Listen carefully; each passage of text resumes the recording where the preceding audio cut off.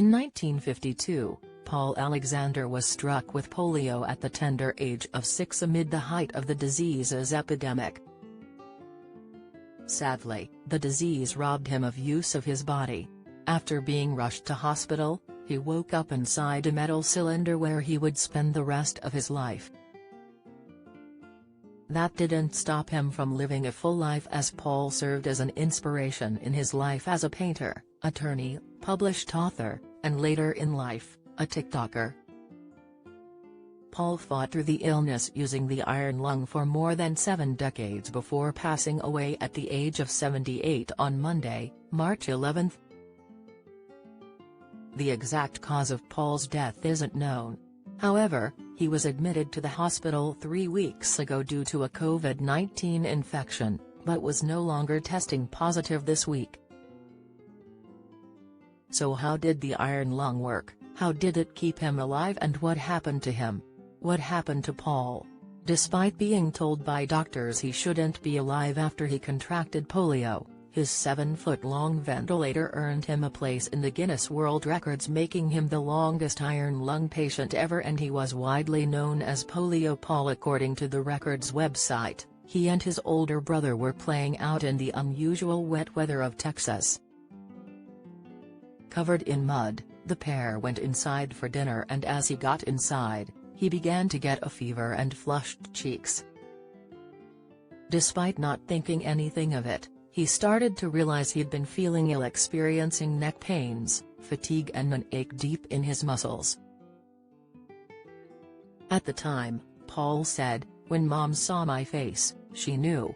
I don't know how." It was the height of the polio epidemic at the time he became ill.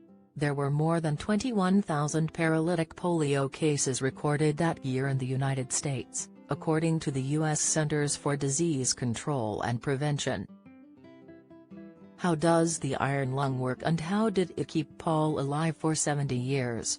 The disease left Paul paralyzed from the neck down and unable to breathe on his own. He was placed in the iron lung, a large metal cylinder that varies air pressure to stimulate breathing, according to his autobiography. As reported on the Guinness World Record website, now considered outdated, in 1952 the cylindrical-shaped negative pressure ventilators, commonly known as iron lungs, allowed patients to breathe even after their chests had fallen through. Originally developed in the late 1920s by the Australian physician James Garrell, iron lungs used to be the only hope for paralytic polio patients. After their lungs collapsed, the survivors were entirely reliant on the machine and their caretakers to survive. Patients lie inside the chamber with just their heads resting outside, just as Paul did, with a seal around the patient's neck creating a vacuum. A pump inside the canister forced his chest to breathe by raising and lowering the air pressure inside. The fluctuations in the pressure expanded and contracted his lungs, allowing him to continue breathing with the negative pressure created in the chamber allowing his lungs to fill with air, and positive pressure allowing him to exhale. Join the Daily Record WhatsApp community. Get the latest news sent straight to your messages by joining our WhatsApp community today. You'll receive daily updates on breaking news as well as the top headlines across Scotland. No one will be able to see who is signed up, and no one can send messages except the Daily Record team. All you have to do is click here. If you're on mobile, select Join Community and you're in.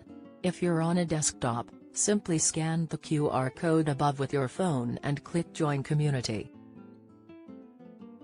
We also treat our community members to special offers, promotions, and adverts from us and our partners. If you don't like our community, you can check out anytime you like. To leave our community, click on the name at the top of your screen and choose Exit Group. If you're curious, you can read our privacy notice. Despite being unable to move, Paul communicated with nurses and doctors using a built-in mirror which was located in the structure of the iron lung, or a speakerphone. Thanks to help from physical therapist Mrs. Sullivan, Paul mastered frog breathing, an alternative breathing method also known as glossopharyngeal breathing. This technique uses the throat muscles to force air past the vocal cords, allowing the patient to swallow oxygen one mouthful at a time, pushing it down the throat and into the lungs. By mastering this technique, it allowed him to leave his iron lung for prolonged periods, only returning inside the canister to sleep, since frog breathing relies on the patient actively swallowing air, something you cannot do while unconscious.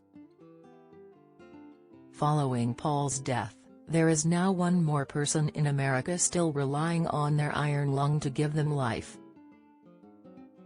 Martha Lillard has been inside her iron lung since the age of 5. You can find his autobiography 3 Minutes for a Dog, My Life in an Iron Lung on Amazon and at W.H. Smith.